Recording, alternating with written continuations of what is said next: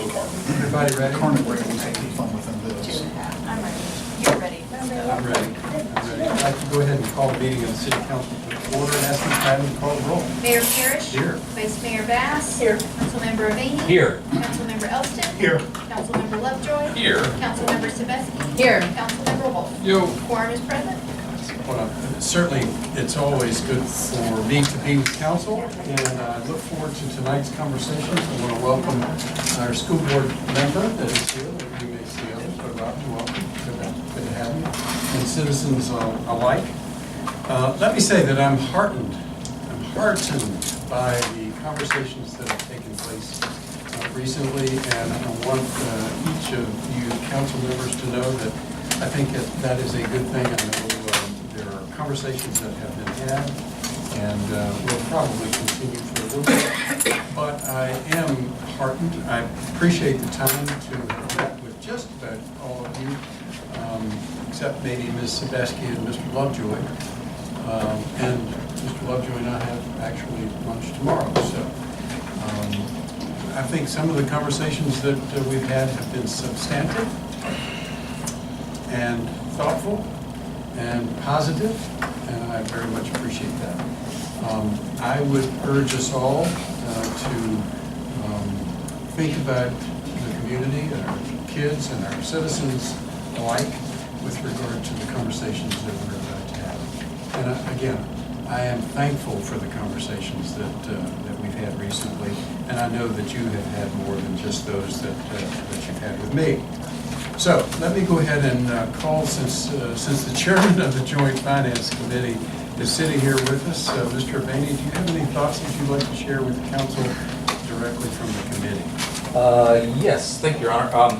So the committee has met 5 times in this room. We have a meeting next week, I think Tuesday night, Yes, the 31st. Tuesday night at 6, so not at 5:30, but at 6.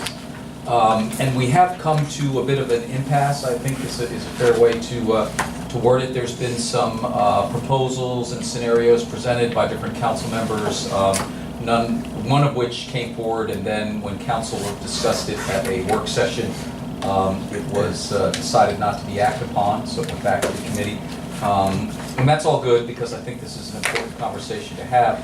I would just say this: if there are council members, and I know I've heard from, I know Mr. Wolfe and maybe Mr. Elston, who have proposals, those are fine and those can come forward. I would just request that they be given to Diane, or they be somehow prepared a little bit with a handout so they can be discussed. There's no desire on my part to stifle anything, but realize that if you're just going to present something that night, people don't have a chance to see it, and it doesn't have details in terms of a tax rate or cents on it, cents on the tax rate, that it's going to be a little hard to discuss. So those proposals are welcome and should be given to Diane or me. If you don't want to involve me, you can give them to Diane, and they can be presented next week, and we'll have a discussion. Okay, thank you. All right, very good.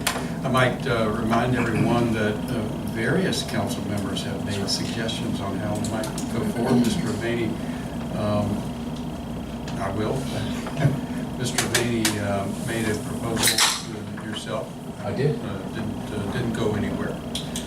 Mr. Elston made a proposal that we've spoken more about, as a matter of fact. And tonight, I suspect Mr. Wolfe will have some discussion of what he may be suggesting, and substantial work there. So, Mr. Elston. I appreciate that. Just really to set the record straight, as it seems sometimes we talk past each other. The proposal that I put forward was certainly given to Diane and to the city manager well in advance of our meeting, and everybody on the committee had a copy of this proposal at least a week before we met. So I don't think it's quite right to say, let's not do it on the night, although I understand that may be how you thought of it. So I just wanted to set the record straight. Again, I am heartened by the work that's being done and the conversations that are being had, and I'm thankful for them. And let me go ahead and call on Mr. Wolfe, who has done a substantial amount of work, and that is going to share some of that work with you. Yeah, I'll have a comment. Let's start with. Oh, no, I think I know what this You know what you're says. doing? I think I know what it Very says. good. Sure. you don't mind, I'm just gonna get the projector on. There's more copies over where I'm sitting if you need to.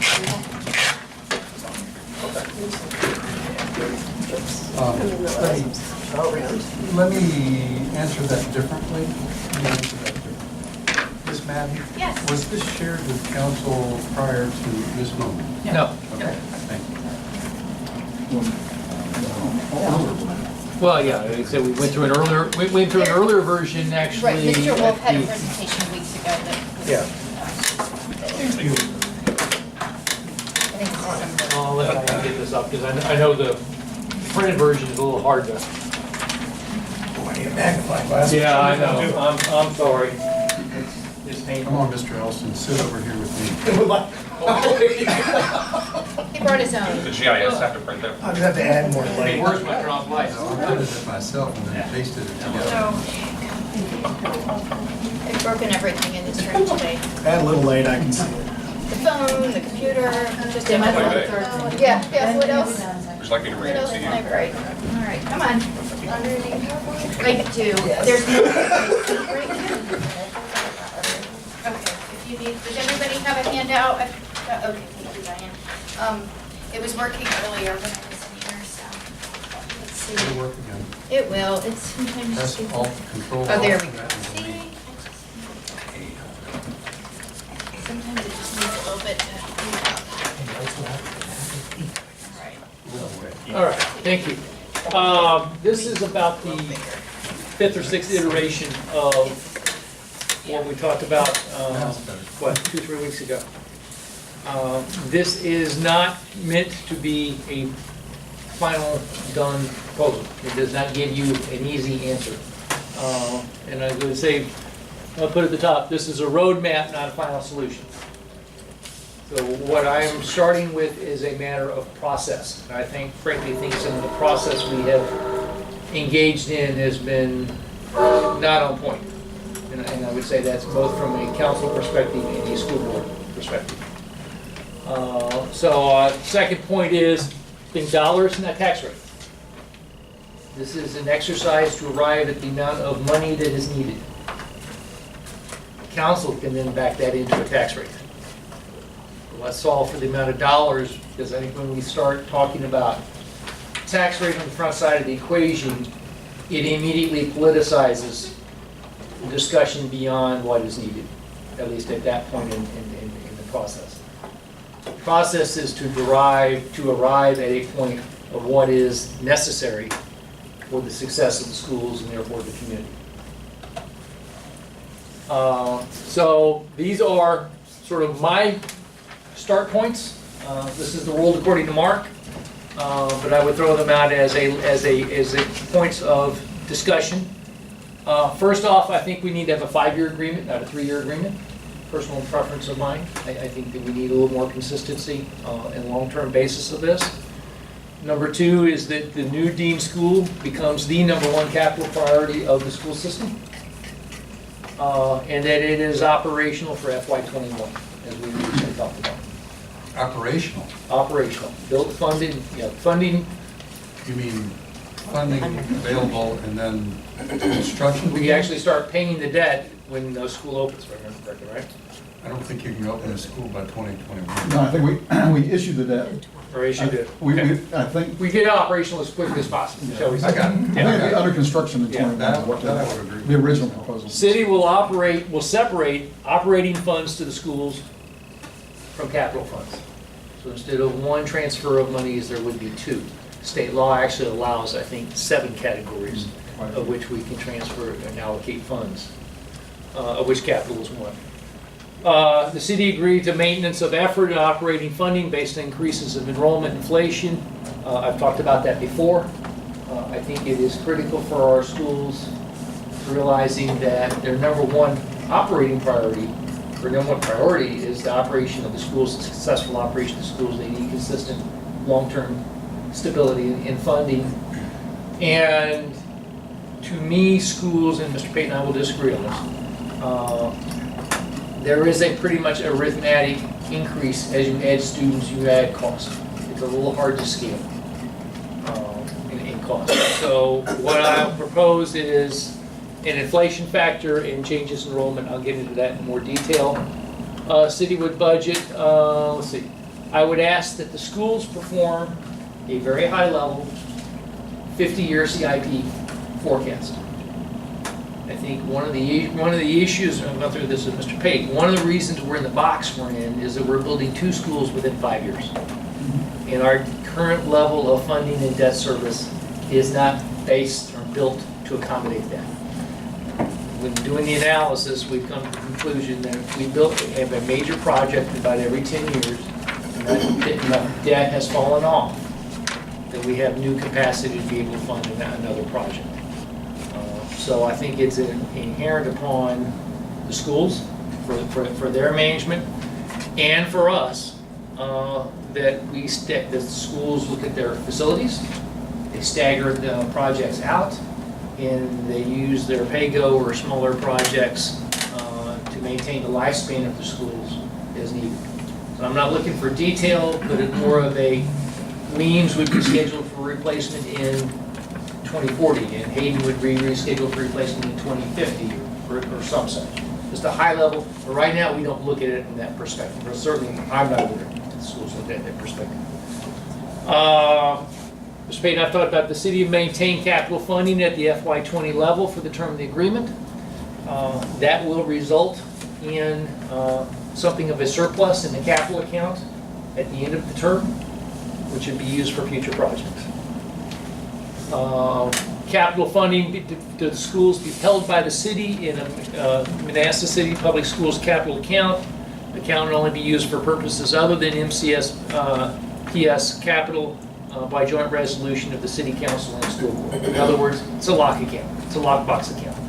We put the money in for capital. If it's not used right away, bring the school's capital, it stays in that account until it's used. This has come up from discussion of people. Parties agree that a decrease in city general revenue will trigger a review of the funding to be provided by the city to the schools. This gets back to Mr. Elston's point, concern about an economic downturn.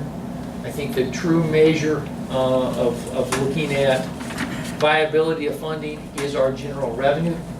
Again, remember property taxes only makes up about 50% of the total general fund.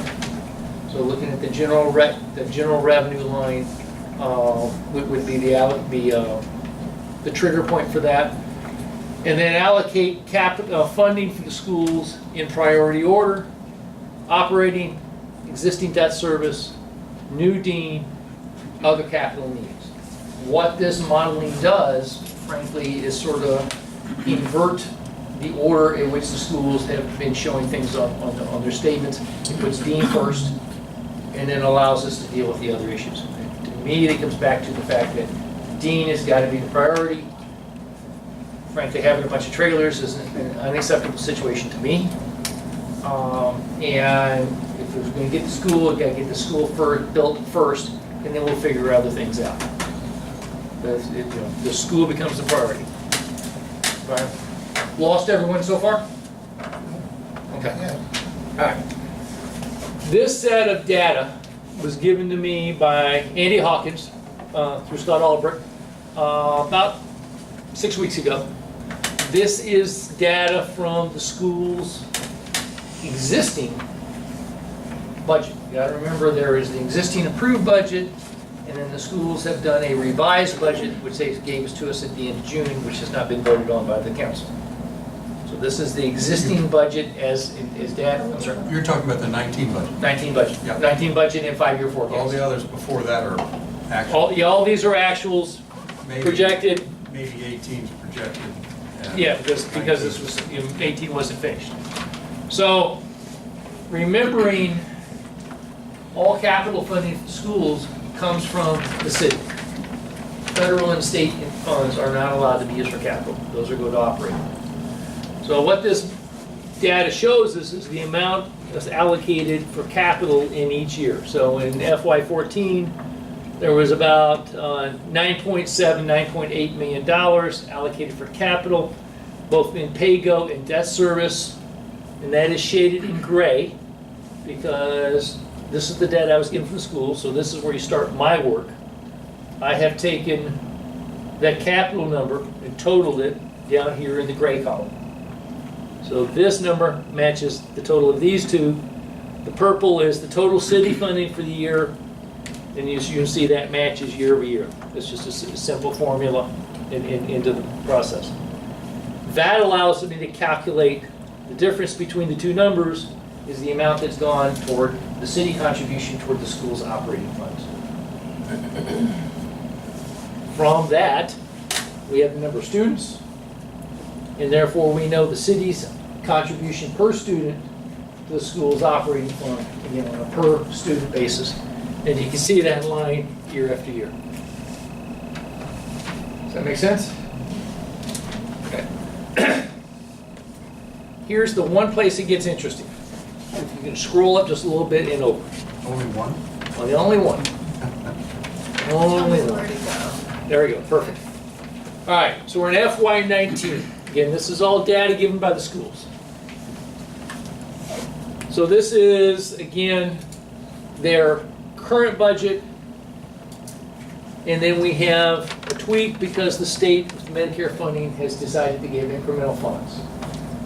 And certainly to me, in the discussion I've had with people, would be my desire that incremental funds be used by the schools for capital, which means there has to be an adjustment into the city proportion. So there's $303,000 this year, and there's just under $1 million for next year. That increases the capital contribution of the city in this calculation. The only numbers in here I have added is I have straight lined this number out the next 3 years. That's the new state. That's the new number. state money. People I've talked to at the states, it's like any other government agency, there's always a chance that appropriation wouldn't happen, but from a political perspective, they're telling me that money, they cannot conceive of a scenario where that is not continued. I am not increasing the amount of funding, but I will tell you, in the school's revised budget, these are zeros. Isn't it likely that those numbers would go up slightly? I don't know. Got it. That would be a political conversation with boys and Richmond. I just had to say it. Yeah, I understand. Go away though too. I understand. All right. So we have a restated, again, this is from their budget up here. So you've got so let's pick FY21. You got $3 million in pay-go, 11.2 projected in debt service funding. That came down to 14.2. We added the 1.4, it gets you to 15.6 million projected for capital in their budget as it stands today. Here's where the rub starts to hit. Mr. Wolfe, Yes. can I ask a question? Yes, sir. If I'm looking at projected FY20 Yep, and projected FY21 Yep. up top. up top. Up top. And the number goes, and it looks like it's... Big increase. Debt service. Debt service goes up by 3.9 million. Yeah, it goes from 7.4 to 11.2. Have any idea what that is? I can guess, but I do not know. Okay. I can guess, Yeah. but I am taking the numbers that I was given at face value. okay. Well, we should know that, I think. So from our the guess discussions. is it's D. It's deep. I would assume it was the start of funding for D. Which would be a good thing. I'm quite certain we asked those questions. We have the administrative building is 3.9. It's the administrative building. 3.9 million is So the that's not administrative. D. That's expenditure for the administrative building. Yeah, but 3.9 is a one-time. That looks like it carries on out 22, 23. So that's a question. Yeah. All right. So now, like I said, where the rub starts coming in. The green line is in the school's revised budget, which we were given which was approved by the school board on June 28th, if I remember correctly. It has not been acted upon by the council. That's right. This is the amount that is shown on that document within that year for total capital in their budget, in their forecast. The purple line is the delta between these two. So as I've phrased it, this is restated, this, the original budget, we added the state money, this became a restated number. This is the revised number. You can see in some years there is an extremely large delta in monies that are allocated to capital. I'm not saying right, wrong, or indifferent, it is. And so I use, frankly, going forward, both scenarios, both the restated and revised. This line is the amount of existing debt service the schools have, which is from the page, I think, 24 of the Davenport report. Again, I'm color-coded, so this 3.8 is merely the 9.6 minus the 5.7, leaving you 3.8. The next line is the 10.8 minus the 5.7, leaves you a little over $5 million. There's a gap somewhere in there between those two, and you'll see that the gap corresponds, as always matches that number. But the key thing is, to me, if you look at the restated number, there is a very significant amount of capital in their current budget. That's low. Now, we haven't done any pay-go, we haven't done anything yet at this point. Dean, we started in 21, will be $5.1 million a year. Right, Mr. Payton? That's the number we talked about. And what's the assumption on? The assumptions on that are $54 million cost, 4.5% interest, and a 20-year term. So 54 million, which is lower than what we've heard from the school. 54 million is the number they have given us for Dean in the current plans. Okay, I guess I remember something different. They have given higher numbers if we extended Dean out into later years. The $54 million estimate was the cost of doing Dean on the front side of the equation as originally planned. Yep. So, once you back out Dean, but again, this is the critical thing is, what's the capital priority? Do Dean first. Allocate Dean first, and frankly, take Dean off the table. Politically. And for the community. Then you know what you've got left for all your other capital needs, and balance and have a discussion about those projects and prioritize those projects to be the most important thing first in the equation. Andre, if you could scroll up this little. There we go. Okay. Yep. So what we've got left here is, you can see here, so the balance left after Dean, I have personally talked about, again, this is just me speaking, if we allocated the penny that we already have built in the tax rate for the museum library project, that's your $477,000 a year, shows $5,954 in FY19 because we've collected that money here, but it would actually show up over there in 19. And then you've got to decide what other capital projects are you going to have? The schools? And what, if any, incremental funding are you going to get from the city? To get you to a bottom line, you scroll all the way down. So, and again, the bottom line, this is the city, what the city has contributed in the past. This is the guesstimated operating number. You would have a capital number that would fit here, give you a total amount of dollars, that then you can start talking about a tax rate. But you gotta solve for the capital needs and the dollars associated with them. And I think it is a better discussion for us to have with the school board. Again, Dean is off the table. What else you really, really, really gotta do?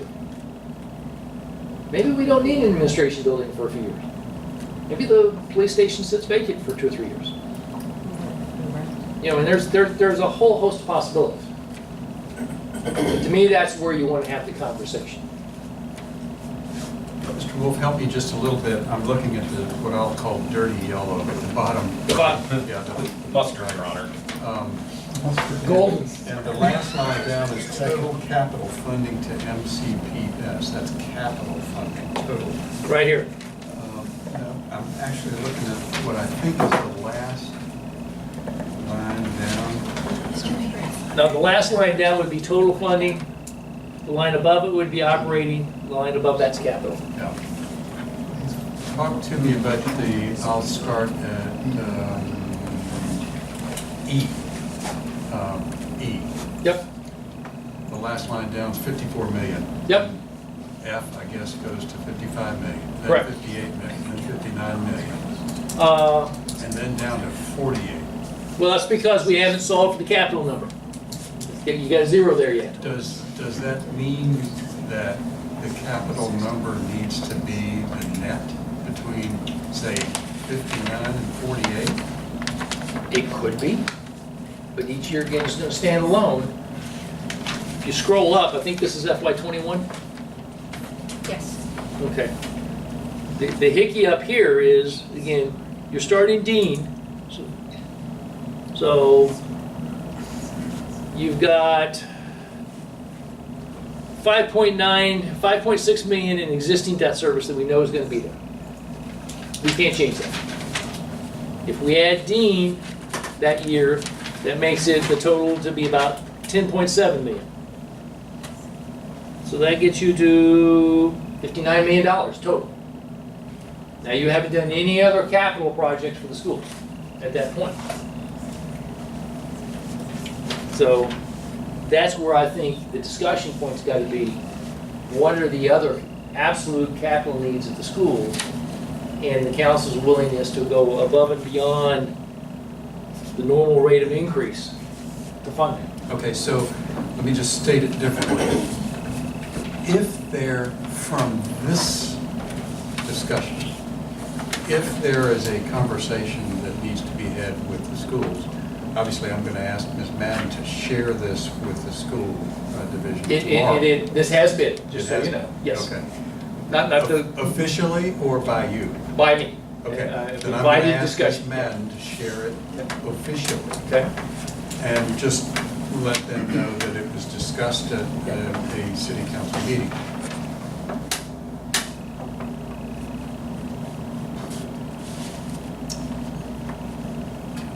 They're gonna wanna have some input, obviously, Sure. to what their capital needs are. Absolutely. In addition to D. Yeah, this is not trying to be prescriptive, this is to frame the conversation differently than we've been doing prior. Just making sure that I understand. Mr. Lovejoy had a question. I just want to kind of filter this through my own head and spit it back at you and Yep. see if I've got it kind of right. So the theory is to fund the operation piece through what I just jotted down as almost like a tuition model or cost per pupil model, basically. I refer Whatever to it it's as called. maintenance of effort. We establish a baseline, so And then the baseline increase- would be, well, let me Sure. stop it. So the baseline would be FY '20, where you've got the full impact of the state money coming in. Right. So, based off the current estimated enrollment and their budget, city contribution to operating in FY '20 would be $5,800 a year Right. per student. What I would suggest we do, obviously, we've got a timing issue here. We budget and allocate prior before the, So we don't know the actuals. in May before the actuals in September. Right. Well, it's gonna be pretty close. So my thought was, you take their estimated enrollment, and then you true it up in probably October, once you've got the actual number. It may be a little higher, it may be a little lower. It's not gonna be a huge variance, certainly, 1 year out. And again, inflation, these metrics assume 2% inflation, just to throw a factor in there. So it's not just a raw escalator, it's the inflationary figure times the student population. That's just different, so I think it bears understanding. Yeah, And, absolutely. you know, so that's kind of one of the big pieces. And the other big piece is the capital is funded by creating the two budgetary line items on our side, keeping the capital money separate. Would you envision future debt roll-off also going into that account? Yes. So that would be held, Yeah, there would be Where the a word is kept separate, Manassas City Public lockbox. Schools capital account. Right. Exactly. So And we would future- build up some capacity. create a for the next baseline big and then project. debt roll off into the same account. Exactly. Those are my questions. Okay. Mr. Vaney, then Mr. Elston. Thank you. So, can you go back to where you had your assumptions, I think? It was The top, yeah. And over. Again, this is just. Right, no, I Spitball. like some of your assumptions. I like where did you have, it's a little hard to read. City agrees to maintain capital funding, no. Capital funding to be held by the city, yeah, line 14. Could you read that one, Mr. Wolf? Capital funding to schools be held by city in a capital account. The account would only be used for, could only be used for purposes other than schools' capital by joint agreement of the city council and schools. What I'm trying to do there is, it's a lockbox. There is always the, God help us, unforeseen Right, situation that we would want to be, Right. the tornado hits town, or, I Right. mean, whatever. I mean, I don't want to get into scenarios, but you need to have a very difficult means to access that money in an absolute emergency. Outside of capital. Outside of capital. Okay, I agree with that. I think that's good. The second question I had was the price you have for Dean. Can you talk about that a little bit? Sure. Because you had a figure there that didn't jive with what I thought. Where was that? The 5,100, or 5,100,000? Yeah, what was the total cost? 'Cause I thought- 54 million. I thought the cost they had was, Higher later. Higher later. This is, again, we're assuming we're gonna get it built. So we're not gonna pay the penalty for a delay. so that number comes from them. That number comes from that. It's like the first one. That was our first Some number. of the people that met Okay, with okay. And then the third question is just to capitalize on what Mr. Lovejoy said. So you are using a per pupil operating cost model or not? Yes. You are, okay. So obviously, we don't control that. So talk about, is there a limit to that? Does it only go up? Does it go down? How would you? Well, if enrollment drastically declined, then yeah, the number would go down. If I'm talking on behalf of the schools have to educate anyone who shows up at the doors. Understood. They don't have a Right, choice. Right, So we can't, schools cannot control enrollment at all. We can, on the margins, affect enrollment by land use decisions to some very limited degree. It's going to be what it is going to be. But we know that for every 20, 30 kids, you have another teacher. If you have a teacher, you've got to have a building. And you've got to have the support systems and the mechanisms for that. So the cost per student pretty much goes up on a straight line basis. What I'm trying to get for the school's perspective is, there's some things in here that I'm sure our friends in schools are not going to be happy with. And I get that. But I think there's some things in here that they would be extremely supportive of. And this is like any other political discussion, this is a compromise. And I think, again, it demonstrates, I think the maintenance of effort in operating is the city putting its money where its mouth is. Is that, we always say schools come first. And I think we've generally acted in that manner. This is in that same vein. And it gives a mechanism, rather than just a random number. It gives you actually something you can go back and track and say, oh, number of students, inflation, cost X. makes it difficult from our budget perspective, though. It can, but at least it gives you a degree of predictability. Because you know what, again, you've got enrollment projections going forward. Gives you some sense of where you gotta get to. Ms. Sebeski? Thank you. A couple questions. I'm sorry. My apologies. My apologies. Mr. Elston. Go ahead, I'll wait. Are you My sure? apologies. Okay. I only have, mine are kind of brief questions, Ken.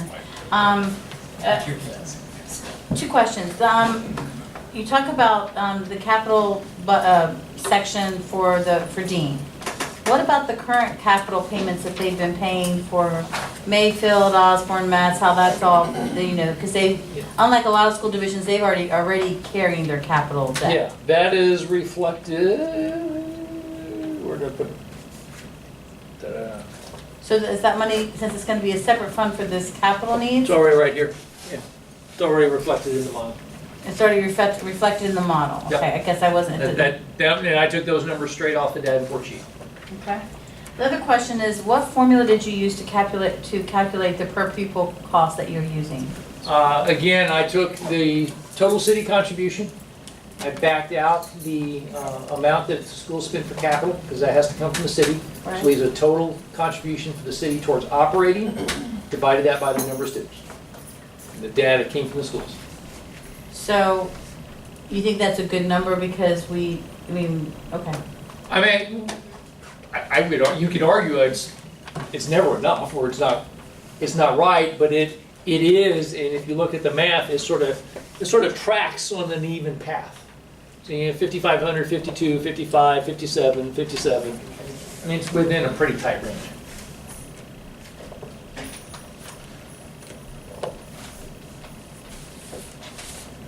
Good? For now, thank you. Okay, my apologies, Mr. Elston. Mr. Elston. No apologies needed, thank you. I did a couple of things. I wanted to, because I opened my mouth having looked at the budget. This is the approved budget from April for the Manassas City Public Schools. And it just so happens that the cost for the administration building is on here at 3.964, which is awfully close to the 3.896 that's reflected there for debt service increase. The cost of Dean represented on their budget FY 2020 is $52,569,000. Their administration is essentially that $4 million, that 3.96.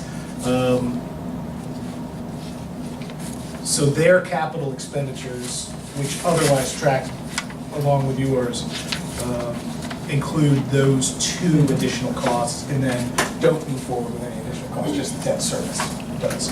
But it just so happens that those numbers are specific. Now the revised budget that they gave us in June does include things like $1.5 million for Dean, I think in 19 and 20, for extending the life of Dean for a couple, 3 years or something like that. I mean, there's different things in there. And again, I'm not saying yes or no, right or wrong, I'm just, first things first. Right. So I did want to say, I really appreciate the work that you've done. I think it's very important for us to see, as I've been asking from the beginning of our meetings, these layers. And I would call this a layered approach to looking at separating operating and capital. And I think that I've recommended that. I think others here would probably vote for that. I think it's an important thing to start to look at those numbers, what we need to educate our students, and what we need to build the things we know we need to build. And I think in some of our joint sessions, most of your points up there, I think, have been advocated. So I think that's good, and I think it's important that we show some movement forward from those joint meetings, so it's good to see those.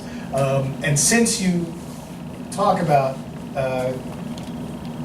how the agreement might shift a decrease in funding, how do you envision that? So in the proposal that I put forward, I did try to tie funding to the schools conditionally on revenue to the cities, tying it to the last actual. Diane and I had a lot of conversations about that, which essentially put us 2 years back. And the issue there that I think is, it may be a struggle for the city with a bottom that grows out if we have a 2-year decline for the schools, but it gives them real long-term planning, even in the case of a crisis. And of course, their recovery is slower, so as most things true up, it will true up down the road. So I would continue to advocate some kind of trigger like that. But otherwise, I think that there are many things here that are worth continuing to do. Yeah, to be honest, the trigger was not in the earlier work I had done, and I added that, I think 2 days ago after discussions with yourself and one other member of the council who can self-identify if they want. No, I think it's very, I think it's very important that we don't tie ourselves or our citizens to just a number in the sky, because we don't know what's coming after.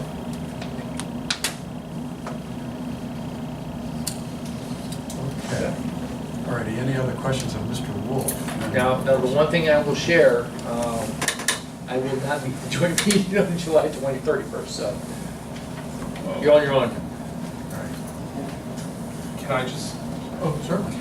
so I created my own little rubric to try to break out all the different ideas. And the three pieces I have are what does it fund / what do we get? How is it structured? And then the final column is just what is the financing? Oh my God, what is the sorcerer? And then the final piece is just what is the overall package cost? And I think that we've gone, I understand the first two pieces of it. What other variables need to be locked in so we can figure out various impacts? If you accepted this, then the variable to be locked in is the additional capital projects that the schools would want or insist upon.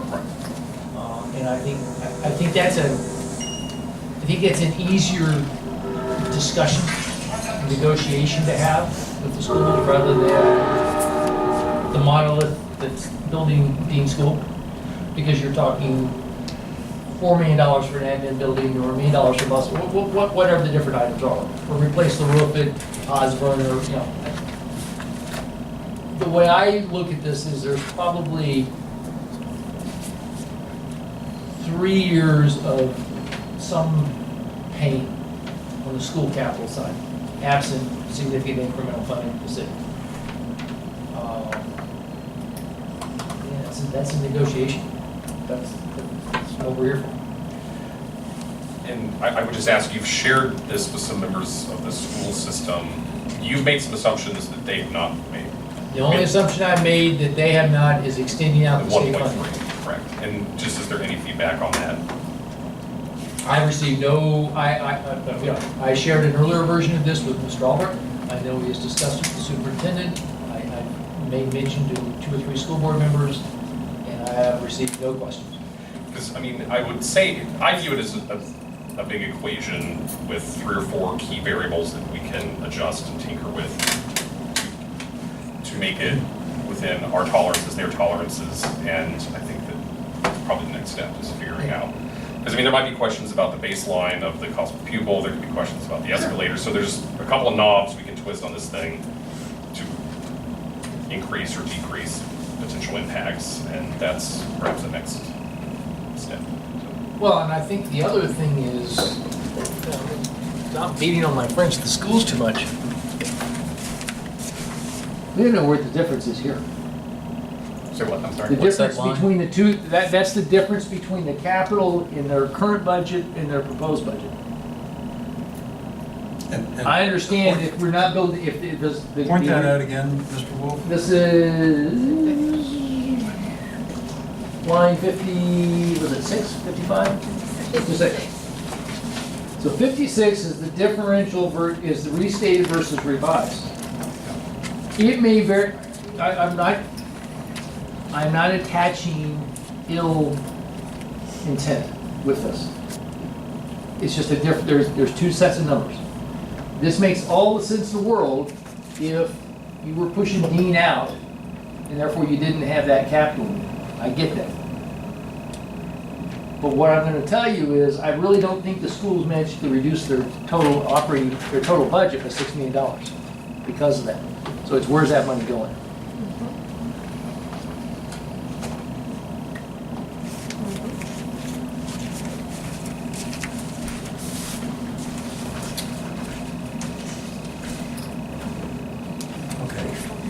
I trust that Mr. Beatty, as as a co-chair of the committee, is making some notes about the things that need to be talked about at the next joint. Well, I have a rubric. I suspect that there's a good part of the discussion that I think sharp needs to take place. Mr. Elston? Diane, I think that it's important now, because we're trying to compare apples to apples. In this breakdown, what it isn't showing is the percentage increases to the budget. I know that it's assuming 2% annual inflation on the per pupil cost. But I think it will be important for us to discuss because the school budget operating only, I'm looking at some of the notes from those meetings, went up 3.24, 3.25, 3.21 over the coming out years. And one assumes that would sort of, and then what Mr. Avani was referring to, that recommendation that came out of committee that was discussed by council, 353535, obviously is above that, and the consideration in that motion was that it not include at least Dean, and include other capital expenditures, but not Dean. So if we can get those percentages out of this, that would be important, I think, for our next discussion. Ms. Sebastian? Thank you. Just a quick question. Will, since Andrea, you're going to forward this to the schools, will they be also forwarding these questions that we've all talked about so there can be a more meaningful conversation between the joint groups next week? That's what happens at the committee meeting. Well, but if I may, Ms. Sebeski brings up a good point. I mean, so I think Mr. Wolfe is off to a very good start. I'm a little concerned because there's a lot of details still to be fleshed out, and a lot of questions that aren't answered. And so if we meet next week and we still don't have those answers, then I don't see the meeting, being very productive. I'm not sure. I think this has been shared with the schools, but I'm not sure it's been shared with the schools, so there's a little bit of doubt in my mind to what level they've seen this and heard this. So what's the questions that brought up tonight could be shared with them?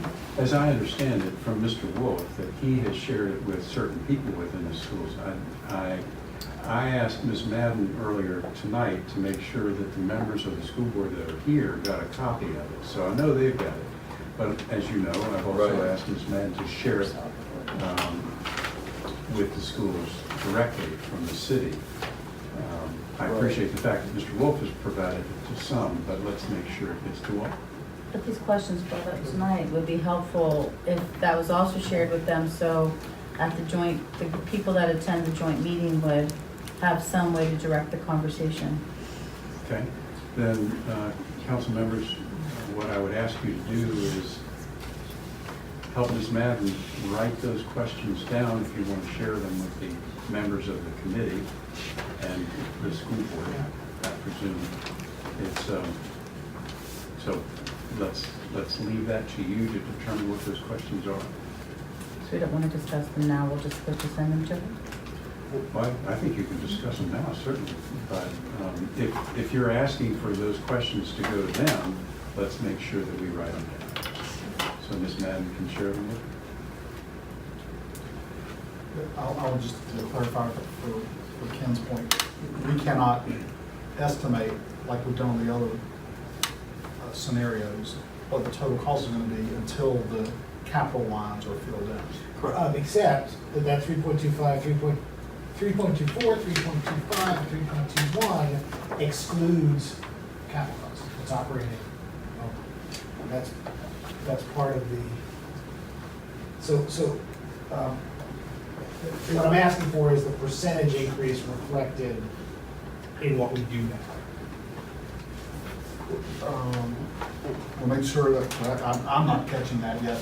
You want to know if because all we got there is we know what the estimated operating is on that, and we can tell you what the percentage increase of that is. and Right, What that impact would be. this is different than exactly the school's numbers. The Because other it thing ties I into realized, that this per is just the pupil cost. city's Yeah, those are portion of not- their this operating. has nothing to do with the city's numbers.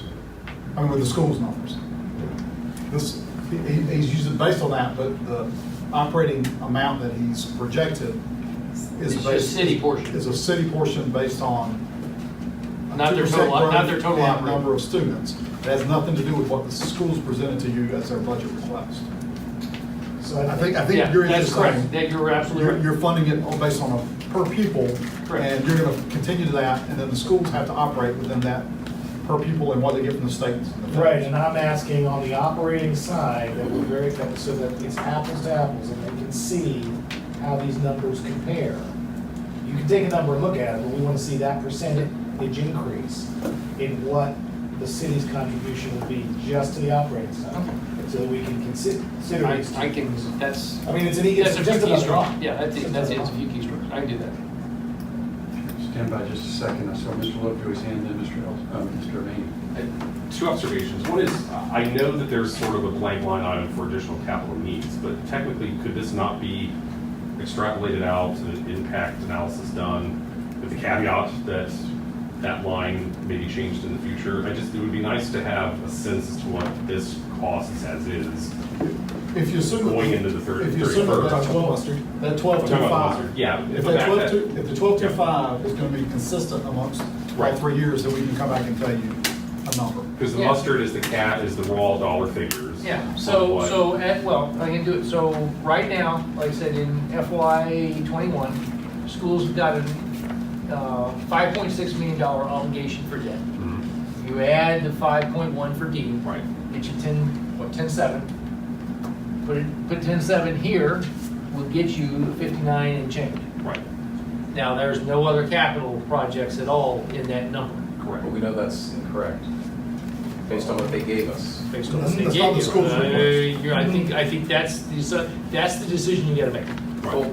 But if we could, I would just, technically, if we have the caveat or the asterisk that this includes no other capital, this could be backed into an estimated tax rate. We can do that if council That's wants what to I'm saying, just say, as a. we're gonna take those two. So just to give us, I just want to know cost, so, for our guests, and so that would be something that would be nice to have going.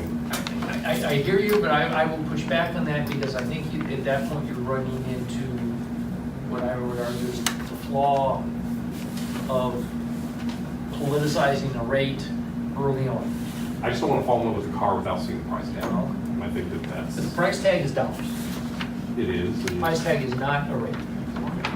Let me add something there. You know, you can talk rate and ultimately our citizens see that rate in their tax bills. And you can talk dollars, and I tend to agree with Mr. Wolfe that we really ultimately need to talk about the dollars. But the dollars will lead you to the next question, and that is how much in the way of an increase in taxes, not rate, but taxes, are we really talking on average for our citizens on a year-by-year basis? And I assume we can ultimately calculate that. Yes, right. And I want it all. I want the raw cash, change, and the estimated tax that it might take to. I mean, just to give you have some all order, three I can give you some order of magnitude right now. I thought you might. The, just based on our raw assumptions of no changes in the tax rate and the assessments growing as they have over the last 3 years.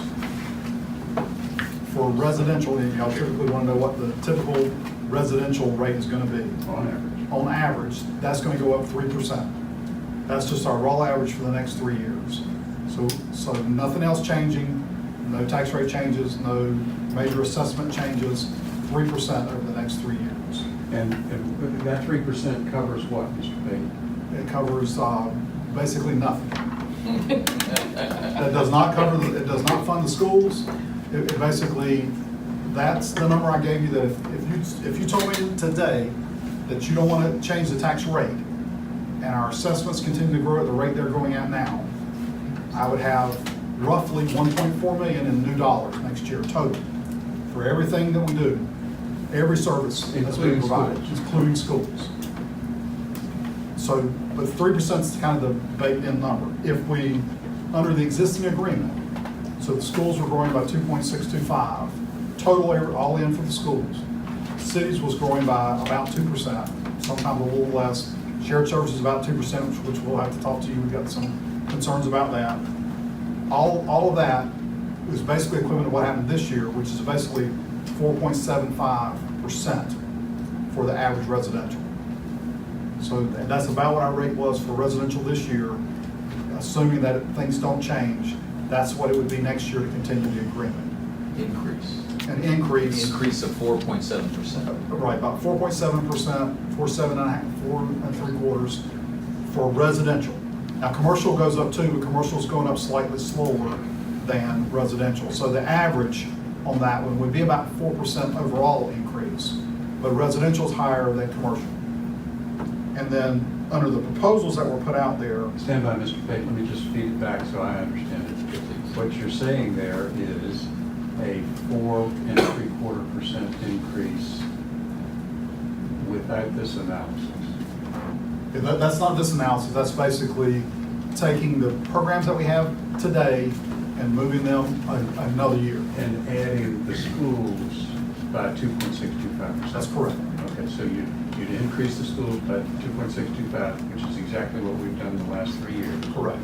And it would cost an additional percentage of taxes to the average citizen of 4.75%. That's correct. If the assessment goes up by 8% for residential, then our tax rate can come down. If it goes up by 2%, then our tax rate goes up. But the average amount that's going to come out of each of our, as residents, out of our tax bill is going to be 4.75%. And then just to compare that against the proposal that came from the joint committee originally of 3.5, which excluded Dean, but 3.5 for the schools, everything else staying equal as we had talked about, would be about 5.4% per year for the average residential, average increase. So that's kind of your range of what's there. Is if no tax rate increases, and if the assessments staying where they are is about 3%, which funds very little of what you've been talking about trying to do. And then at the 3.5, which didn't include Dean, that was 5.4%. Which did not include Dean. Which did not include Dean. And that, of course, is the difficult part that you all have heard me speak to about this conversation that we're having.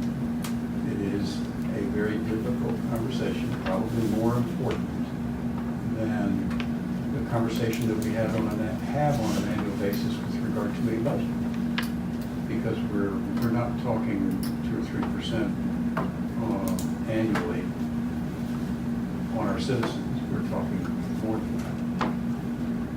And that 4.75% does not include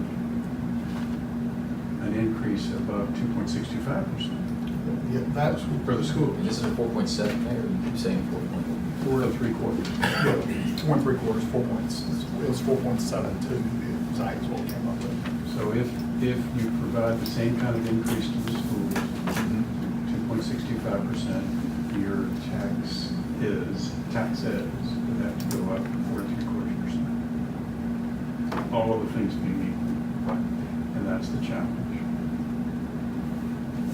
The challenge is actually greater than that. My apologies, because we're talking about trying to provide additional money for the schools in terms of the analysis that Mr. Wolfe has done.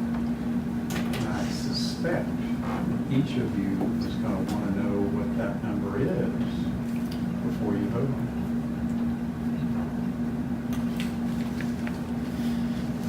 Mr. Elston, or Mr. Lovejoy. Thank you. Hopefully I can So, remember Mr. Lovejoy. I agree with Mr. Lovejoy that number in the mustard should get filled in to give us an accurate picture of a sort of Dean-only scenario. And then what I think, adding to our questions, what is really important then is the delta between their request for capital expenditures and that number. And I think it should be broken out. I think we should see what those monies are going to. As part of our conversation. Mr. Lovejoy and Mr. Lane. Another piece of this, the way it's structured is to, again, take the debt out into a separate line item as we budget to the schools.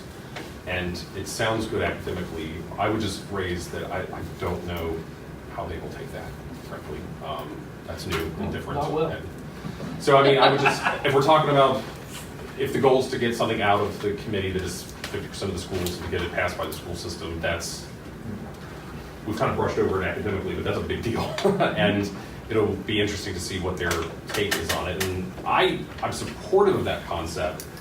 The question that I have from our perspective is, once we sort of seize that and own the debt, then are we now owning school construction in Manassas for the foreseeable future? Because they're going to say, well, I mean, I know they'll have input and we'll have a plan, but does it shift onus of school conditions and capital for the school to us and more away from them to a point that makes us uncomfortable? That's really negative, I can see. Is the school board going to say, well, they control the debt in the building, go talk to them if you don't like your school? And that's a potential, do we want that necessarily? Before I get to Mr. Avani, Mr. Lovejoy, let me just see if I look at it slightly differently. If you've categorized operating and debt that the council determines, then it seems to me that they'll understand what their operating is on an annual basis, and we'll understand better their debt.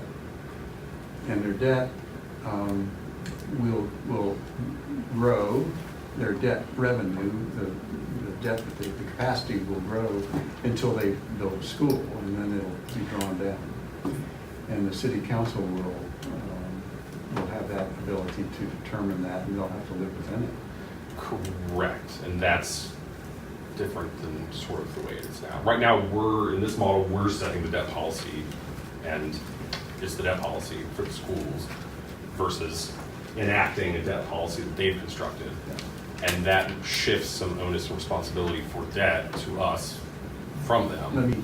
Let me say it a little differently, and Sure. They can't issue it. I know they can't issue debt, but still it's Let me say it slightly differently, and this is the part that, in addition to what Mr. Wolfe talked about, they may not like.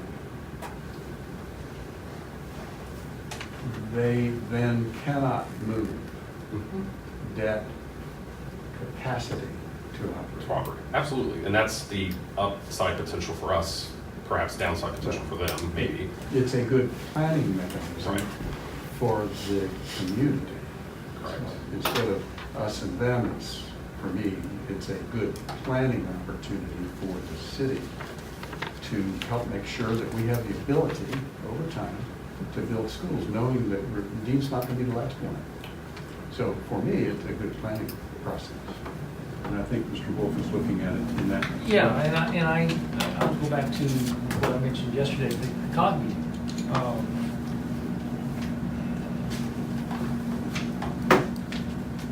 Even if, well, let's focus. If HQ2 plans at Dulles and some of the other economic development things we've talked about take place, guys, there's no way the population in Manassas is not going to continue to grow significantly. We can't be an island, an isolated island. We talked at the COG meeting, we talked about communities trying to put up moats. It ain't gonna happen. The population is going to go up. It will get more dense. That is as sure as the sun is gonna rise in the east. We got a plan for it. And we won't be here to see the outcome, probably, because we're talking 20, 30, 40, 50-year horizons. But if we don't take the steps now to put us on the right track, this community will be in a world of hurt after we're gone. Because My apologies, Mr. Avani. Mr. Avani. None taken. So, I mean, these are all really good questions. The problem that I struggle, well, something very specific that Mr. Elston brought up about the school capital costs. I mean, I do think we can certainly put a number in there as a placeholder, but those numbers were shared with us in this room in terms of their capital program. So I think we absolutely should take those numbers and put them in there so that we're not just putting our number in there. I mean, we have that number, correct, Diane? When we met in here, they showed us what their capital budget was for the next non-dean. They shared that number with us. So I think to make it more accurate, we should put that number in there. Now, whether they say we're not going to do a new roof on Mets or we're not going to do, that's fine, but I think we should use the number from their approved budget and put it in there. And that should be a question that you ask of them when you meet. Well, and then that's my second point. So there's a lot of good questions, and I, along with others, I think, are getting a little frustrated because we have a meeting, and it's a public meeting, and we don't really do much but ask questions that don't have answers. So it's not productive. I mean, to my way of thinking, I would rather take this, which to Mr. Wolfe's credit is the furthest we've seemed to have gotten with a scenario, and develop it a little more, get the right questions answered, get some numbers that we all agree with, and then we can have, in my mind, a more meaningful discussion other than to say, you know, you need to get us this, you need to get us that. I don't, that would be my, I don't know whether that's going to happen before next Tuesday or not, but. As I said, I was heartened because the conversations are now taking place. So yes, I think you're. I mean, what are the other council members saying? Do you really want to meet next Tuesday without having this filled out, without more information? I've been listening, not really saying anything. Good question, Ms. Bass. I'm concerned with the presumptions and assumptions that we're discussing tonight without the school board being present. So, and also I'm concerned with the words that they're not going to like this. You know, we need to handle a little bit more. How can we help each other? So there's a bigger picture. I mean, this is how much money we have. This is how much money you're looking to. I don't like that word asking, but you're looking to. We need to plan together. So the big picture of what this is actually just separating Dean and coming up with some kind of a capital plan of action to have Dean built. Absolutely. We've said that at the past few meetings too. So I think we certainly could discuss this at the meeting next week, because I'm sure once the school board members, all of them see this format, you know, they'll have questions too, and we can talk about that. I'd almost like to go back and ask Mr. Elston. I pulled out your 1, 2, 3 proposal again. You know, I'd be interested in discussing that a little bit more as well, because that dealt with operating. And then we back ourselves into taxes and monies. Again, lastly, I'm a little concerned with presumption of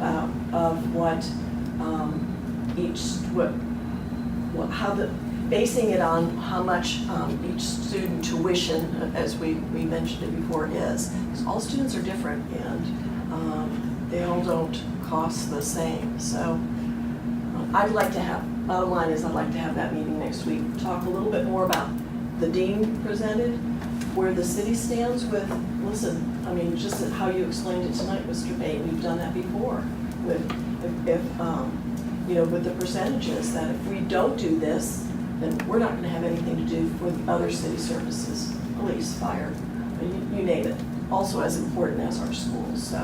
So anyway, I'd like to delve into this a little bit more, and since the school board will have these pieces, then they can join the conversation too, as we should at the joint meeting. Just so everyone knows, Ms. Bass, you and I have had a good conversation. Mr. Elston, you and I have had a good conversation. I intend to talk about things that we've talked about tonight, but as you all know, I generally would prefer to see the council get involved, and so I'll do that. Let's see, Mr. Lovejoy. I'm the one who threw out the word tuition, so if that's controversial, it wasn't a part of the plan. It's just the random word that came up to my mind. It's cost per pupil, whatever the variable is. It's the same thing. And I'm not communicating concerns. I should not say that, I should not flag things that I think the school system will have issues with. When I bring up the idea of sort of bifurcating the money and the council setting those 2 pots of money, I bring it up as potentially controversial just because it would be nice to know if that's something that 4 of us are willing to do before we go to the school system and bring it up and potentially have that conversation. So I have not heard any major objections to that concept. So I just wanted to bring it up as potentially controversial, because if none of us like it, why dive into the controversy? And it seems there's at least some interest in pursuing that here. So Mr. Justin. Thank you. I appreciate what Mrs. Bass said, and I think that we have had several proposals on the table that haven't really had discussion. And I think that discussion, I'm actually very heartened by the level of discourse here this evening. It's stimulating and it's important, and I appreciate it. And I would hope that we could carry that forward and talk about the proposals that we have had on the table. And I think that this is very helpful. And it is helpful as each proposal started to pull pieces out anyway from that joint committee. I think it's helpful to look at it in this way, as well as sort of a long-term plan on how we can get to a number that we can agree on will serve the schools. And then, of course, after those things are done, we have to translate it into a tax scenario. So I think we're ready to have that conversation next week. I think we have loads of information in front of us. And that stack, while it has been growing, hasn't necessarily added new information, although I think it has added somewhat new perspective, which is good. Okay. And Yes, sir. I think that next week's meeting goes best if they are as well briefed as possible on it. So I guess my question is, sending them this could be confusing. Is there a way to do an executive summary of this? Mr. Wolfe, I'm looking at you, you're not looking back. But I mean, if I got this as an email, I'd kind of be like, I'm not entirely certain. To really bring them up to speed and have a substantial conversation on Tuesday, my suggestion would be to break this down a little more into an executive summary, something to be read, so that would just be on this question when we send it over.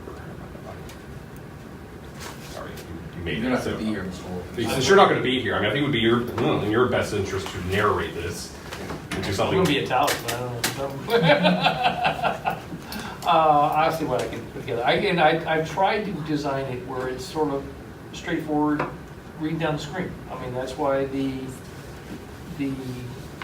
preamble, as it were, of the 3 points and the discussion points, and then the math just sort of follows that track. That it's all formulas. Anyone can see the formulas that I've used. I mean, it's just simple multiplication and division. So, Yeah. Mr. Vane. Well, I would just say, again, I mean, I appreciate Mr. Wolfe, going out of town. I don't want to, I'm not looking to change that, but I'm not really sure if we put this up on the screen. I mean, who's going to present this and who's going to give the details to, to the school board members and so forth. Just from a practical standpoint, what does that look like?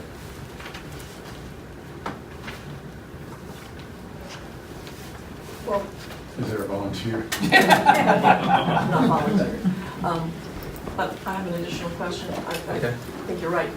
And as Mr. Lovejoy mentioned, an executive summary, that's actually up in the corner here, the roadmap to an agreement and just the line items that below that, up in the left-hand corner. Not the numbers. I actually think the numbers will be confusing, and there'll be some discussion on that because it's not very simple. But those statements that Mr. Wolfe had listed up at the top of this sheet could actually serve as that, don't you think? I mean, at least with his ideas. I'm just trying to help you all avoid. His ideas, Yeah. yeah. Just back to the Yeah, I questions. think If we have questions that'll pertain to this, it'll draw it into a. and this reflects. This is not reflective of and I never have proposed this as being reflective of a view of the council. This is my thoughts of a start point in a methodology to get us off to Mr. Vini's point. Sort of the circular conversations we've had at the joint committee. Okay. If I may, let me ask for some help. Ms. Bass, Mr. Elston, Mr. Vane, Mr. Wolfe, and everyone, really. As you all know, I feel like I'm more of a realist than anything else. And I've thought about this in sort of general overarching terms, not specific details and not specific numbers. Actually, I love spreadsheets, so I kind of like the work that Mr. Wolfe has done. But ultimately, what you will be asking yourselves is, what will I vote for? And Ms. Bass, so you know, when I said I was a realist, what I really meant was, if I were a school board member, I'd have concerns about some of this. And I think we're all going to have some concerns about all of this, because what we're trying to do is move our community forward, do it in a way that our citizens can afford it, and spend the money where it needs to be spent. I had the opportunity 3 weeks ago or so to go to the school's finance committee meeting, where they talked about their additional revenue. We're all aware of that additional revenue for 19 and 20. They also talked about the money that they saved revenue over expenditures. I think it's about 1.2 million. And that's been put in their budget, not specific detailed as I remember it. And I've had the opportunity to talk today with Dr. Newman, and I very much appreciated that opportunity to chat with him, and I find him to be, looks to me to be a good choice by the school board. So, at the same time, I also mentioned some of the challenges to him that the City Council has, and I'll go over those in just a moment. I think each of you know all of those. After the Finance Committee that I attended 3 weeks ago or so, I had a conversation in the hallway with Mr. Albrecht. And I'll share with you what I told him that I thought. And maybe it's even better today because of our knowledge of 19 and 20, and hopefully continue on out. The schools moved some of the debt service money out of the debt service and put it into operating because they felt like they needed to pay teachers better, as I understand it. But they've got new money coming from the state, thankfully, and the savings that they've accomplished. And that money, I think, should be utilized appropriately. What that is, maybe we'll determine.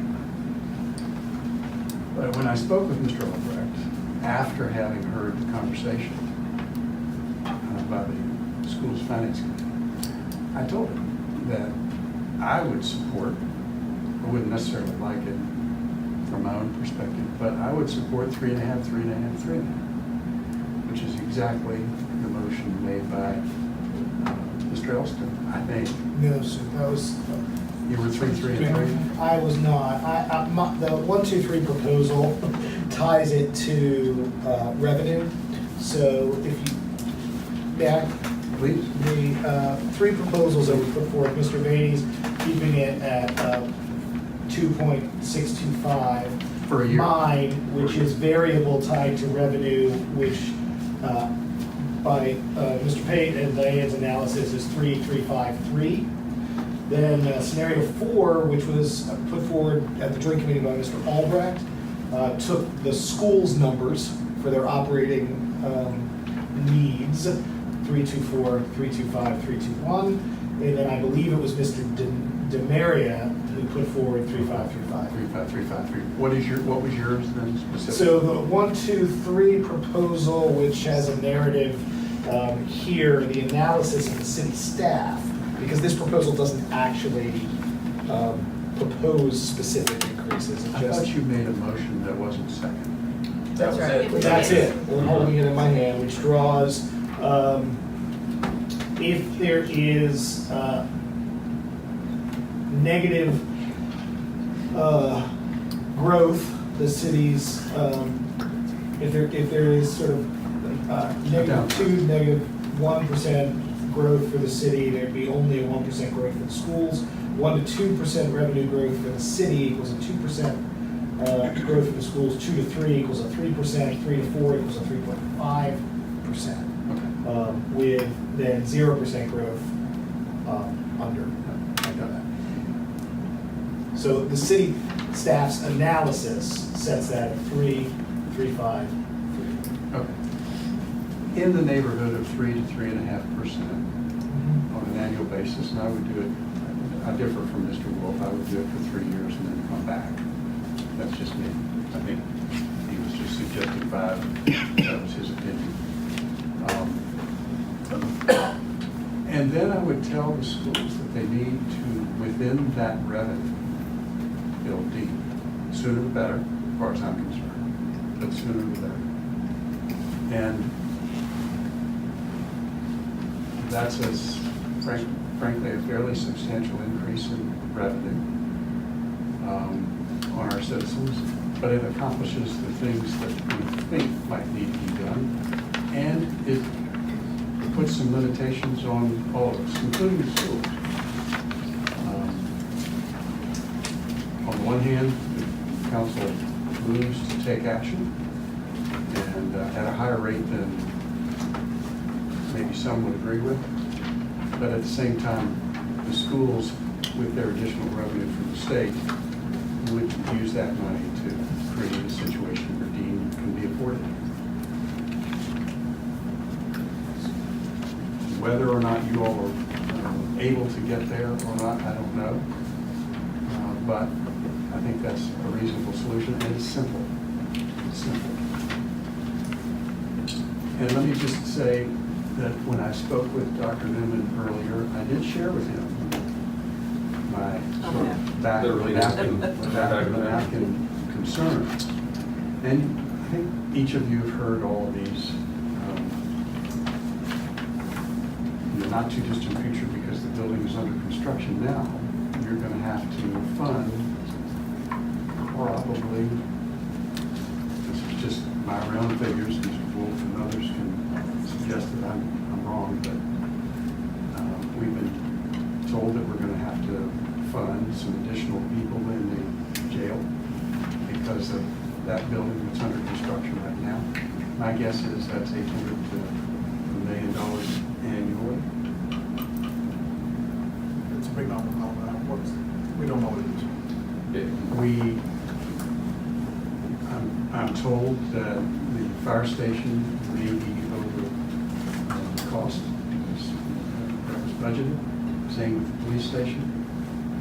We all know that our gas tax is not coming in and is being, some of it removed from us because of some mistakes made within the calculation for gas tax. And we know that based upon an email that we've gotten from Mr. Pate, our sales tax is down by $500,000. And apparently that goes out into the future as well. And we all know, and I'll say it here, that we need to do something with sewer capacity.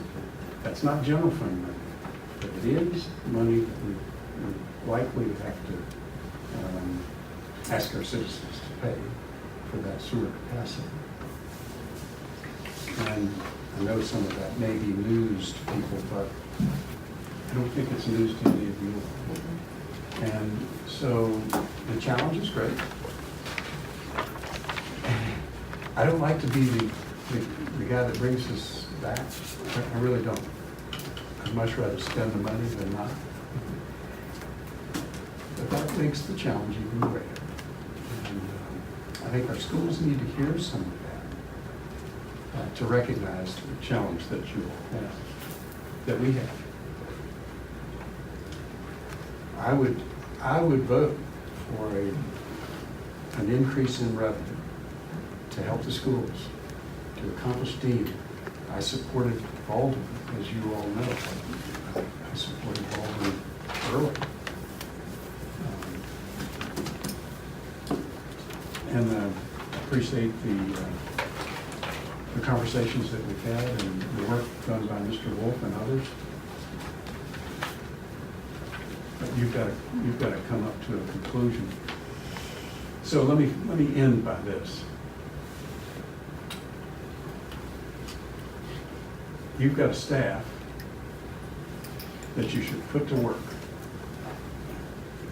at both the council staff of the city as well as the school's staff.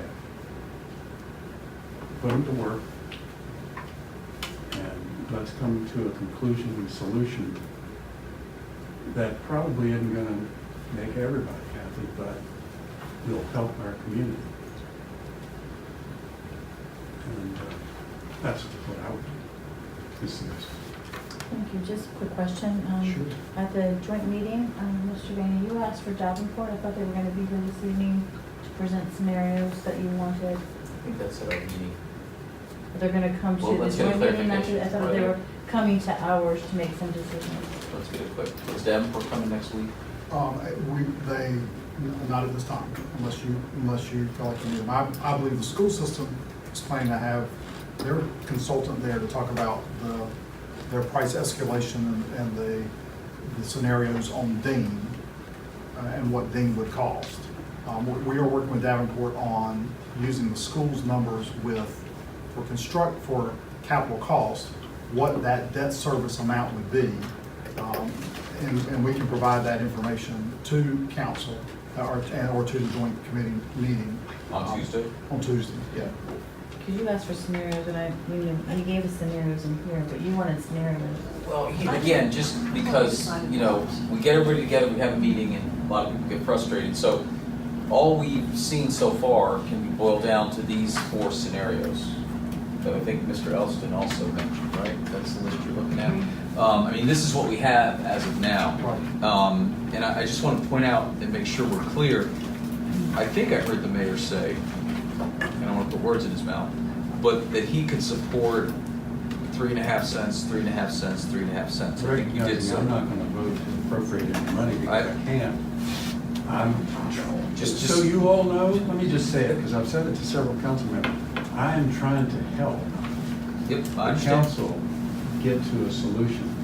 I'm not trying to get in the way, I'm not trying to divert attention, I'm not Right. trying to do anything. It's helpful, but that I'm scenario, trying to help the council get to it. and I appreciate that, but I just want to point out that scenario does not include Dean.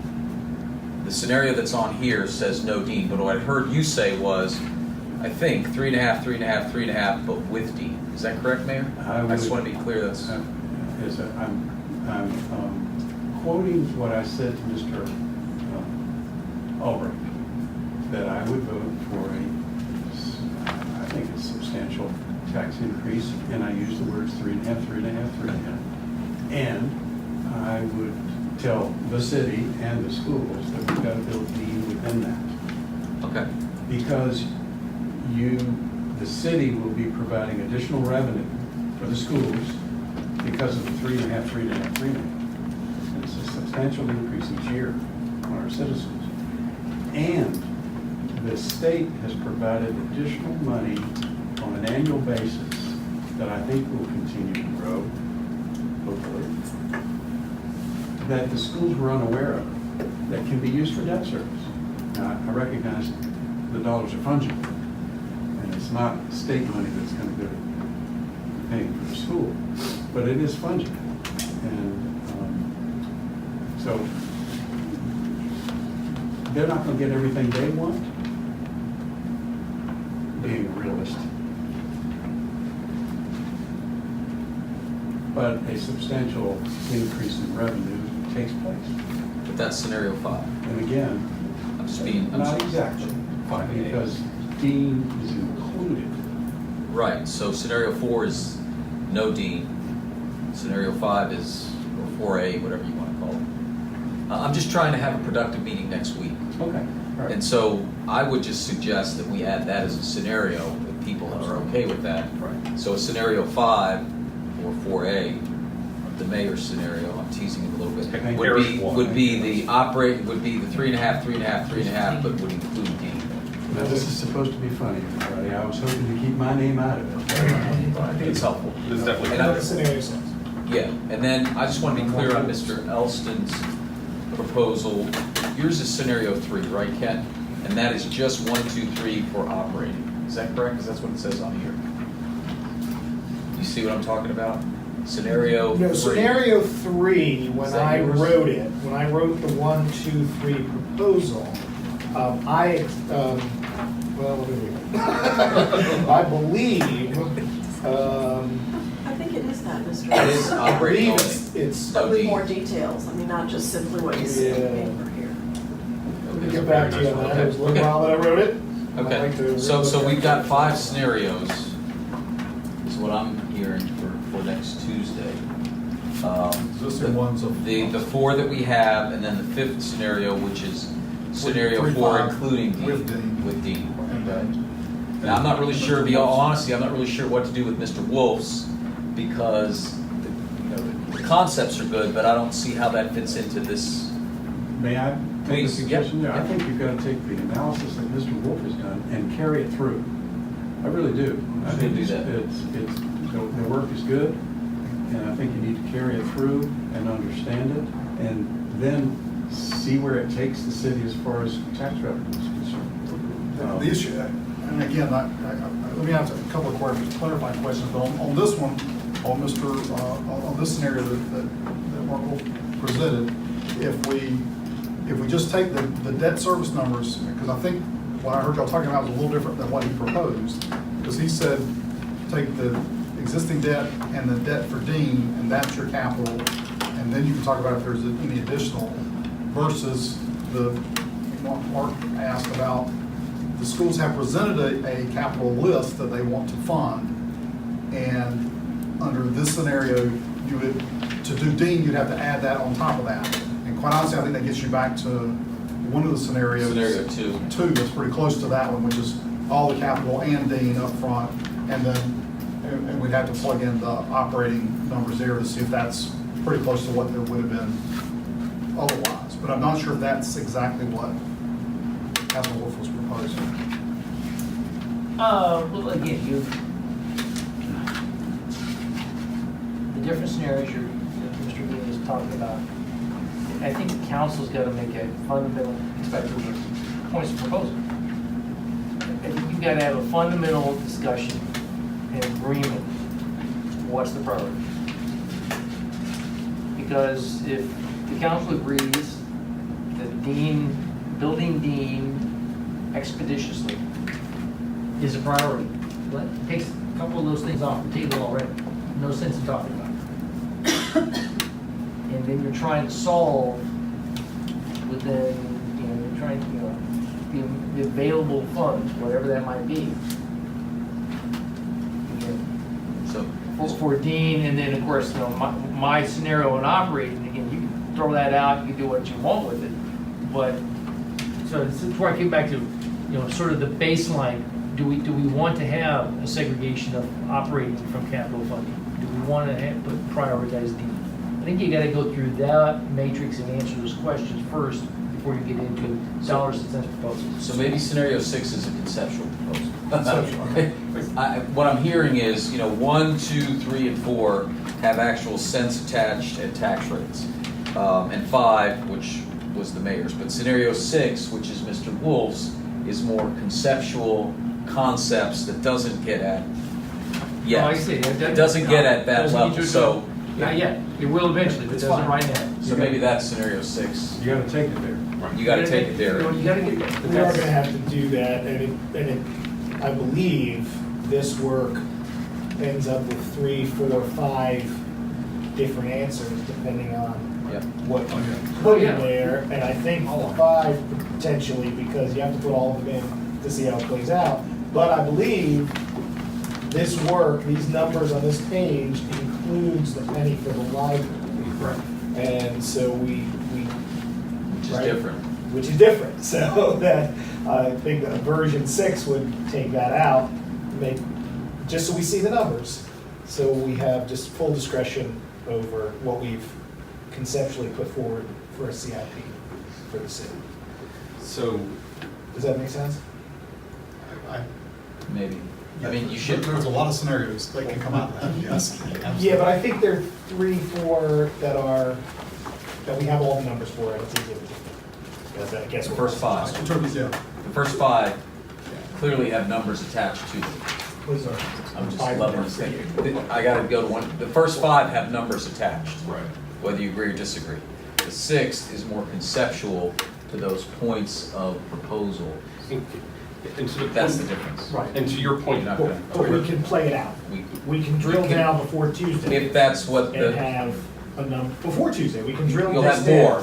Right? Yeah. We put in dean only, we put in CIP as expressed by the schools, we take the library out. Those are the scenarios. Yeah. You'll have more information. and I would ask, we're talking about sort of the philosophical underpinning of this theory to sort of regurgitate that back out. It is, the first element is, would the committee agree to essentially segregating the capital and operations funds between the city and the schools, and it's transferred into 2 pots of money? That's sort of the philosophical question number 1, whether everyone agree to that. And the second one is to prioritize Dean above all the other things and make sure it gets done expeditiously. And then sort of shifting to a cost per pupil model of operations financing versus a set escalator. Are those kind of the philosophical things that need Yeah, to that be? last one makes me a little nervous personally, but the cost per pupil. And then if everyone agrees on that, then it's a matter of just dialing in numbers. Well, the I mean, fourth is is that taking money from the relatively, library. are those kind of the Well, philosophical they- sticking yeah, points? again, Stand by, everybody. Mr. Lovejoy, are you done? Yeah, I think those are the things I've distilled to in my own head, so I'm trying to, if the joint committee doesn't agree on any one of those variables, something here it may not play out. So, I mean, those are kind of the core philosophical assumptions that have to be agreed upon broadly for this to work, or am I wrong? Is that close? No, you're right, I think the, to me, the, Penny from the library. I guess the first issue would be, I mean, again, it's a spreadsheet, so it's designed that you can manipulate. And I think it's, to me, it would be important that the council going into the meeting or at some point in the meeting, there's a sense of the council. Otherwise, you have a situation like what we had at the last vote of the joint committee for a proposal which was adopted by the joint committee that never even got to the dais of the council. Right. So let's be real about this and the process. I think, again, that's where I think it's important that the council go through it and say, this is sort of our stance, whether you agree with all those points or not. But the council is like, yeah, we want this, that, or the other thing. The numbers sort of stand for themselves. Again, the only real variable in the number, I mean, you can take out the opinion for the library, the museum library, that's easy, that's 2 keystrokes. You can add in the various and sundry potential capital projects from schools, in addition to Dean. Approved capital. No, Those were approved in that budget, that was. Approved by them. I mean, I'm Yeah, just saying, but either Yeah. either you accept what they said they Yeah. wanted to do, or you throw Well, it out. You can't- Well, you but can't do- again, it's, I am proposing a sea change in the methodology in that what the schools have not done, to your point, is they have not approved Dean in the capital plan. I haven't said we're building Dean. I'm saying we gotta do that. Thing number 1. And then other things flow from that. Because again, it's a matter of establishing priorities for the community. And frankly, at some point, you're gonna get to a trade-off and saying, is it more important, and we only got X amount of dollars or so much political will to raise taxes to create dollars? Or are you going to build Dean, or are you gonna do, just pick something, the admin building? Can't do them all. Probably not physically possible, politically possible to do that. I mean, we could, unless we would have a $2 tax rate. So you've got to get to the point where you're making choices. You're forced to make choices. Yes, sir. I may have to ask the indulgence of my colleagues here, because I think what I'm about to suggest strays from the purpose that brought us here for this work session. But if you will allow me, I think that, I keep looking at this camera up here, I keep thinking to the conversations that we've been having, and I would like to direct staff to put onto our council agenda a resolution to televise or stream our work sessions. And we have the infrastructure, we have the capacity. I'd like to repeat, I think this has been an excellent work session, an excellent dialogue. We have had loads of people showing up for these things. They're complicated. I think there's a lot of work represented. I think for the record of the city, for the benefit of our citizens, I think these things should be out there. It's a level of transparency. I agree with Ken. Okay, well, ask your staff what it's gonna cost you. Right, so if it were to come to us, I mean, obviously it's turning that on, it's having somebody and those things. So if we could have it on the agenda with a staff report that shows us what that investment would look like for us, I think it's Right in free. And I'm not talking about the infrastructure. I mean, it's already there. That's free. You pay for it. Camera on. But I don't know how you man. Right. So my request, and as I said, I'm straying from the work agenda, and I apologize,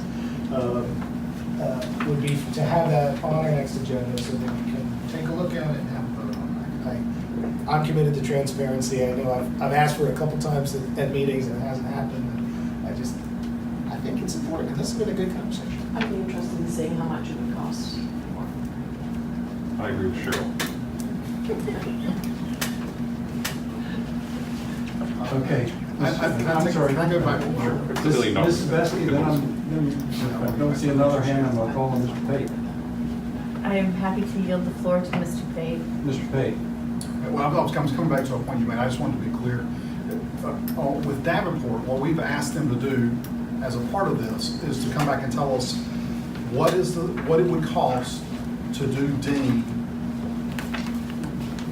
under the new scenario 2025 and the existing scenario 2021. And so that you have a number, a set of numbers. I know this proposal had the 5-1. What we had asked Davenport to do as our financial advisors is to tell us what is those numbers that it would take to do that. And then with that, they typically they'll tell us what the tax rate implications are based on some various scenarios. Our assumptions have been more along this line that we're talking about is a straight line debt service based on where we were at. And then if that money is set aside for debt service, then how much more does it take to do Dean in 2021 or 2025, which is basically two sets of sheets that they'll send to us. Now, we can ask them to come up here and present that as well if we need to, or we can provide that to you. I just want to make sure that that's what we're asking for, and they'll provide that to us, and we can give it to the group without them having to come up, or we can have them come up if you want to hear that from us. I'm not so sure, let me just step out here, I'm not so sure that you need to pay them to come up here when you all are perfectly adequate in presenting that to the council. Mr. Locho and Ms. Sebesti. And the school's budget changed somewhat, and I thought another reason we wanted to engage Davenport was to adjust those numbers. And again, that's what It's we're a doing. minor ripple, just to clarify so I understand. With the school board, with the school staff, I guess I'll say. Well, just so for clarification for my own peace of mind, the schools tweak their budgets. It has some ramifications for the Davenport projections, and they're factoring those into the new iteration. That's a part of what's happening.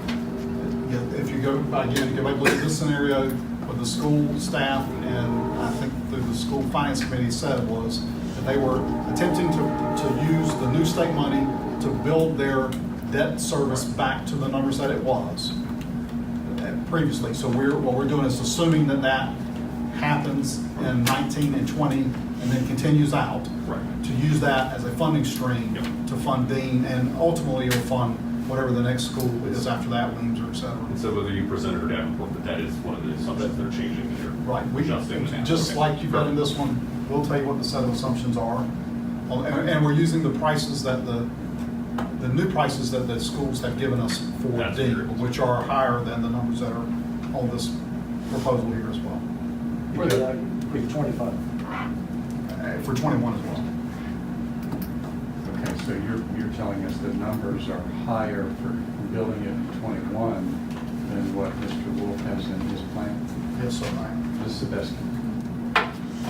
I just, to the Davenport, I just was following back up on what you had asked for at the joint meeting. I'm perfectly content with what has been presented before. I don't think that it's going to change that much, but it was what was asked by one person. In order to go forward, they wanted this information. I agree, I don't see the expense of bringing Davenport here to explain it. Certainly at this point, we should all be able to follow the scenarios that they presented with different numbers in them. The other question I just had for this group was, we had discussed earlier about providing questions to go with this to the school board, but I don't know that we've given Ms. Madden much direction on that. So before we Have get you to got any questions that you'd like to make sure get asked? I think from what was stated when Mr. Wolfe was presenting, what are the capital projects? And people seem to not be sure what their capital projects were. So that's one, but I'm sure that if we all, I just don't want us to get there again next week and say, oh, well, now go find out these 10 answers. If they're aware, they can be prepared, just as if we're aware, we can be prepared.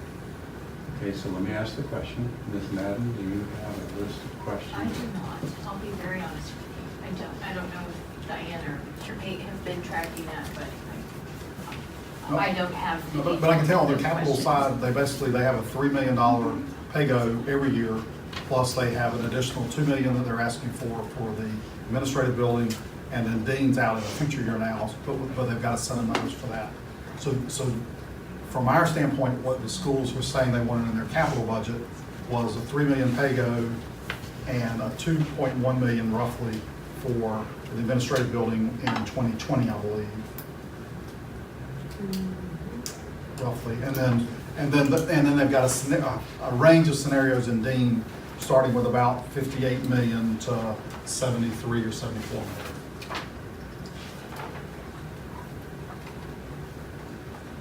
I'm just asking, people asked lots of questions when Mr. Wolfe was presenting, that they wanted to know from the schools. This is the time to make sure that those questions become answered on Tuesday night. Yeah, You have them. I guess it is what's in those three. I'll email email. questions for the school to the just awesome. Thank you all. Thank you all. Mr.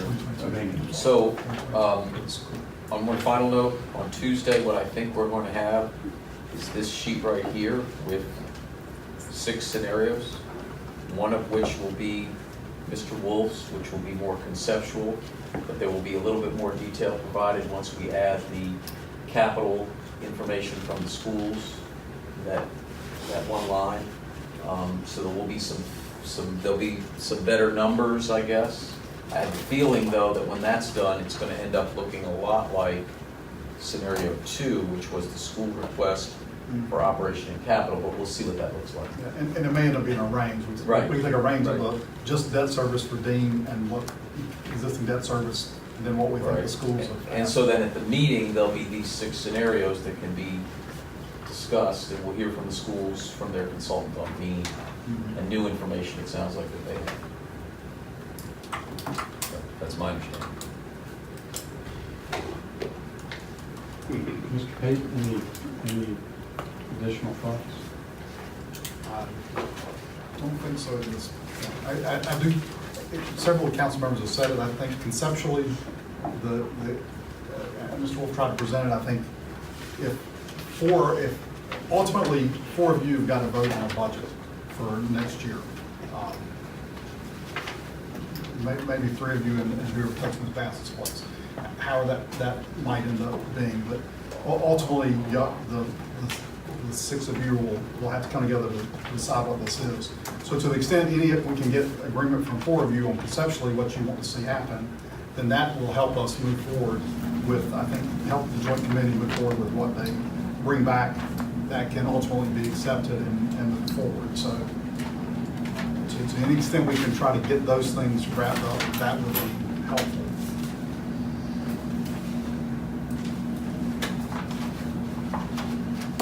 Let me add to the confusion. Ms. Sebeski at one point asked the question about whether the mayor could vote on the plan. I think the answer to that is yes, the mayor can vote on the plan. The mayor cannot vote the next budget budget season to create a budget that may presumably include plan. So, as I'm just talking here. As I have mentioned every meeting, this is a very important discussion. It's a very difficult discussion. It's probably the most challenging thing that this council is going to take up. And we will come, I am confident we will come to a conclusion. And let me add to that, I would urge you to do so as soon as you can. Don't let this come before an election. Get it done as quickly as you can. You'll remember the original plan was June.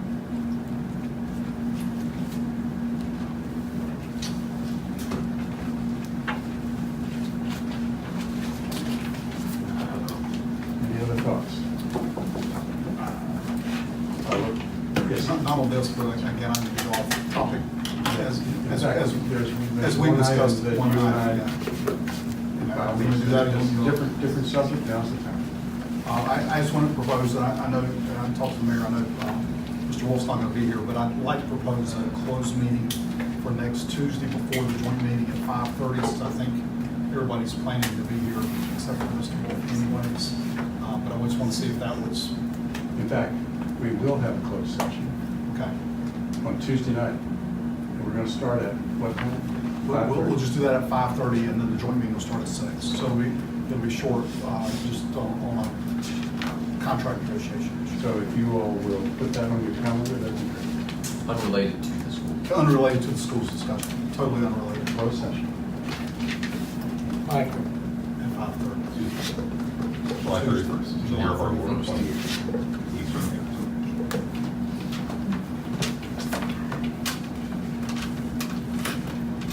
Okay, everybody good for tonight?